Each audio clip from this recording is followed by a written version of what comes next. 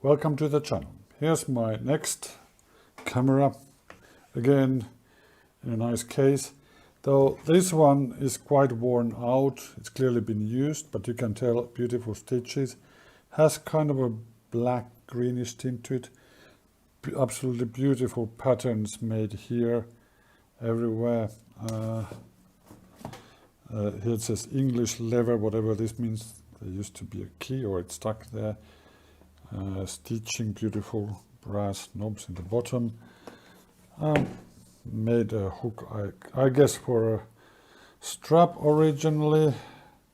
Yeah, you can tell this one has been used quite a lot.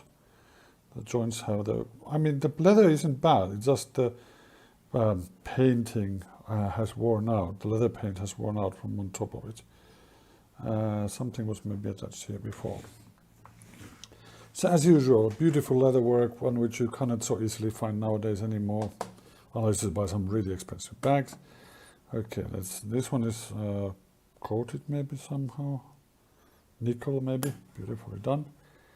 Okay, this one doesn't want to take out, open too much. Again, velvet. It's probably a bit difficult to see the color in the light. I think it's a blackish, but it's quite dirty, worn out obviously. Let's see what else is here. Yeah, there's the traditional film holders for sheet film or glass, either way. And there's the camera itself. Let's take that out. And let's see first what's inside here. Just wooden blocks, which are kind of like meant to hold the camera in place. Let's see. Here's the camera. There's obviously a viewfinder. Not always the worst one. I mean, this was good because if you needed to take photographs of very fast action, this one was really fast to operate.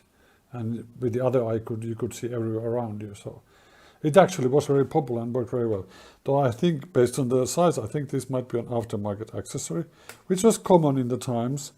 When was this made? Well, let's focus a bit on that one. Okay, let's see. V.H. Tompkins on Dale Street, Liverpool. So here's the underneath. I'm a bit skeptic about opening this. Under the leather is a glass, so you can have a view screen or directly the image or through this one for faster access of the image. Here's a hand strap which is really worn out, so this one definitely was used. This one has handles to pull the lens panel out. This is focusing leather. Not sure if it's probably too stiff to move. Okay, it's moving the lens back and forth. Now it got lost. Okay, so this is with I think this one was definitely needs some work. Okay, now I will try to open it up. Hold on. So back to the topic. This one definitely needs cleaning up. This has these rails where this front panel is on with the lenses are kind of corroded, need cleaning up. This one, the bellows are frayed, so this one is definitely really old. This has cracked a bit. Many of these can be actually repaired, and this could be made completely usable actually. Just needs a lot of work, and you can still get film which will fit into this one. Yeah, the lens, there's the markings of distance, aperture, everything there. So basically you could, okay, it doesn't want to stay. The point is that you could quickly lift this one up and then pull this one out quickly, and you would have quick access to a camera. Here, what's here? Here is a lever adjusting the functionality of the shutter, I believe. How it behaves, like or the speed range or whatever. It's worn out, there's some screw missing. Here's the one with you rotate. That says the manufacturer, Ross, patent pending. So this is Ross. I'm not entirely sure, but depending on the model, which this could be, I mean, it can be that this camera is from some other maker and this mechanism is from Ross, or they've been mixed by the user themselves. Modifications were done for cameras a lot 100 years ago. People was compiling parts, broken one, combining. So this one says Ross, so this is probably the company's name, I know that exists. So if this is the Ross's camera completely, which I would say it could be due to the broken parts. I have another Ross, which is definitely seen a lot more damage than this one. Some of these Rosses was made before World War One. I think before 1910, some a bit after, but I think this is probably pre-World War One camera. But I mean, there's the settings of the shutter, of the timing and everything.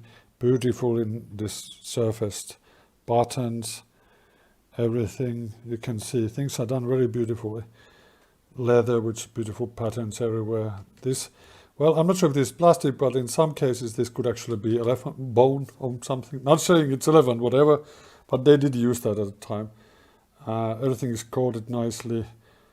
I remember reading, if this is the Ross camera, I remember reading that and observing myself as well, that they had some quality issues in their manufacturing. They were technically quite advanced company at the time. I mean, but if this is pre-World War One, and okay, it's been used a lot, but this would have been a really small, fast shooting, accurate, good camera. But I remember they have some quality issues. Some of those issues I think only came up after 60 years or whatever, so it's been a long time.